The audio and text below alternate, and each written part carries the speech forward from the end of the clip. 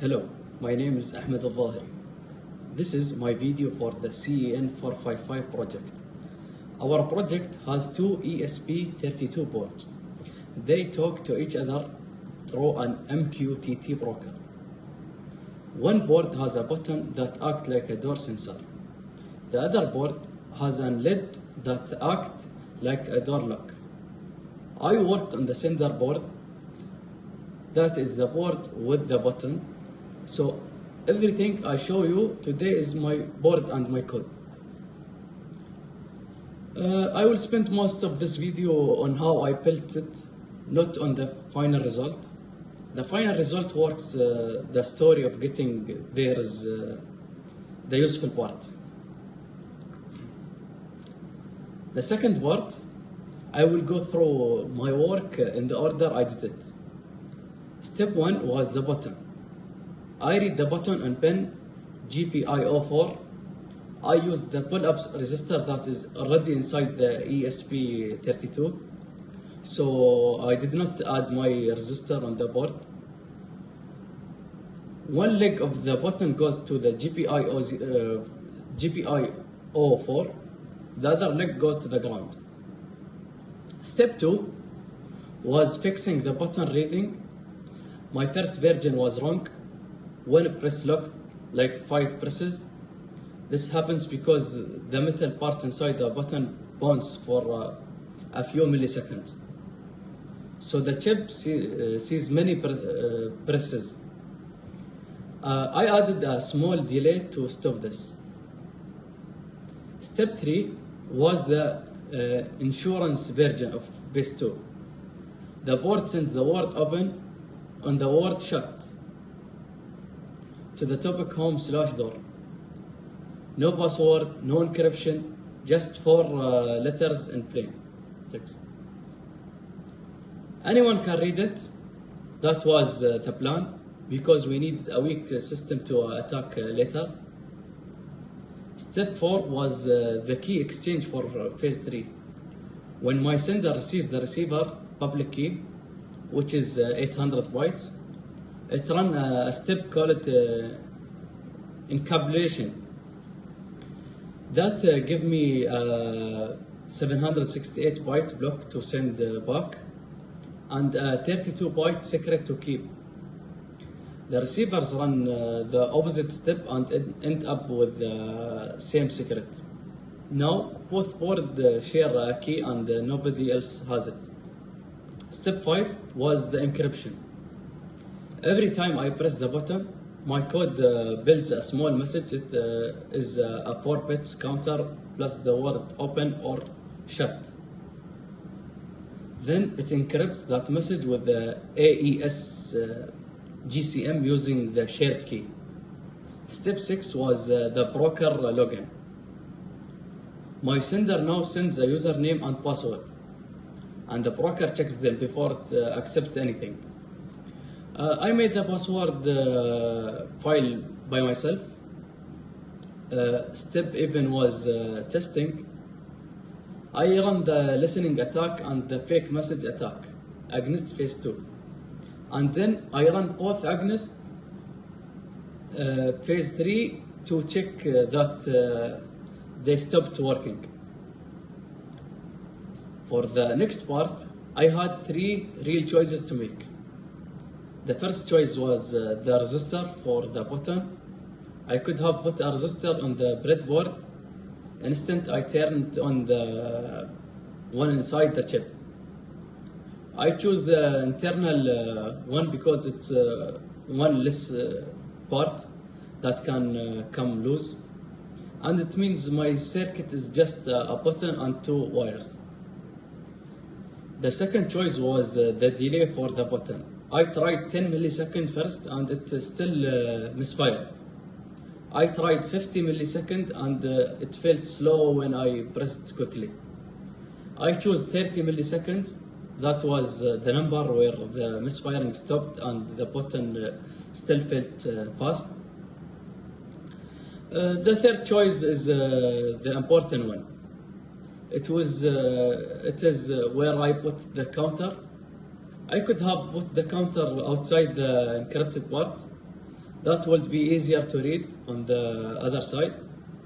Instead, I put it inside the encrypted part.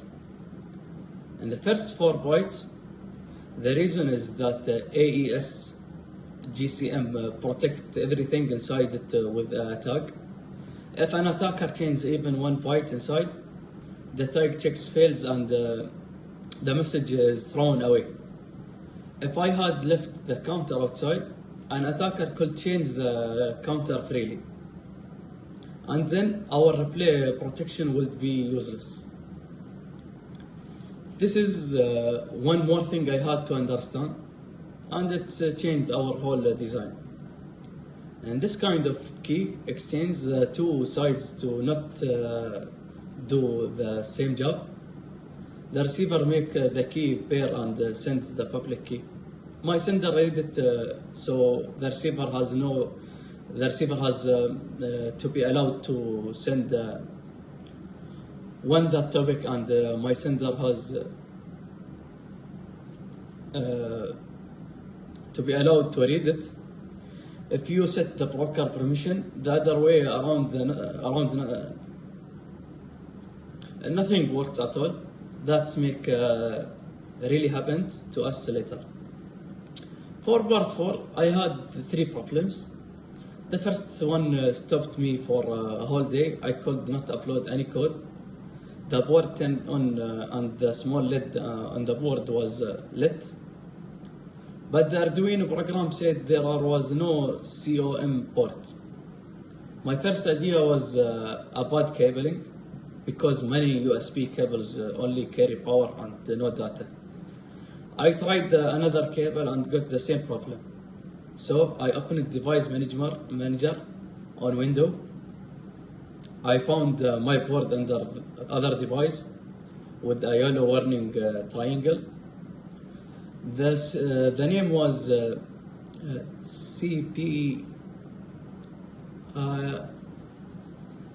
CP2102, I guess, to Yard Bridge Controller. That yellow triangle means Windows can see the hardware but does not have the driver for it. I downloaded the driver from the Silicon Labs website and installed it. I unplugged the board and plugged it back, and it came up as COM12. Every upload worked after that. My code was correct the whole time. This stopped me check my tools before I play my program. The second program was my own mistake. When I was writing the encryption, I used fixed number for the nonce, which is a number you must only use one time. I set mine to 12 0 bytes, so I could test easily. Encryption worked and decryption worked, so everything looked fine. But AES GCM has one strict rule. You must never use the same nonce twice with the same key, and I had just broken it. This is not a small problem. If you use the same nonce twice, an attacker can compare the 2 encrypted message and learn about the real text inside them. The attacker can also fake the tag, so you lose privacy and you lose protection at the same time. I fixed it by asking the ESP32 for a real random number, because the chip has a random number generator built into the hardware. Then I proved the fixed work. I encrypted the same messages twice and printed both results. With the fixed nonce, the 2 results were exactly the same. With the random nonce, they were completely different. The third problem was a crash. My board kept restarting during the key exchange step. And this started right after we added the signature part. I want to be clear about one thing. This is not the same crash that Ahmed al-Nasri talks about in his video. His crash came earlier, and it was about running out of memory. Mine came later after we had already changed the algorithm. My crash was about where the code was running. I was doing the heavy key exchange inside the MQTT callback, which is the small function that runs when a new message arrives. On the ESP32, that callback has less working space than the main program. So the fix was to stop doing heavy work there. Now the callback only copies the key into the buffer and sets a flag, and the main loop sees the flag and does the heavy work with fill space available. The crash stopped. Then for part 5, let me show you the board. This is my sender. The button is on GPIO4, and it's just the button and 2 wires. I press the button now. You can see the counter go up by 1. You can see the signing time, which is about 172 milliseconds, and you can see the encrypted message going out. Now I will run the listening attack against it. In phase 2, this printed open and shut clearly. Now it's connected and receiving data, but all it sees is 110 bytes of scrambling test. I cannot read anything. Now I want to be honest about 3 weak points on my side. First, my counter goes back to 0 every time the board restarts. The receiver still remembers the old number, so after I restart, my real message gets rejected. We patched this on the receiver side. The proper fix to save the counter in the flash memory of the ESP32 and load it again at startup. Second, the secret key never changes. We do 1 key exchange when the board turns on and use that same key until it restarts. If somebody steals that key, every message is open to them. Third, and this one bothers me most, the broker username and password are written as a plain text inside my code. Anyone who can read the code or copy the memory from the chip gets our password. Using Cen455 won't fix this, but that is bigger change that we had time for. This is my part for the project. Thank you for watching.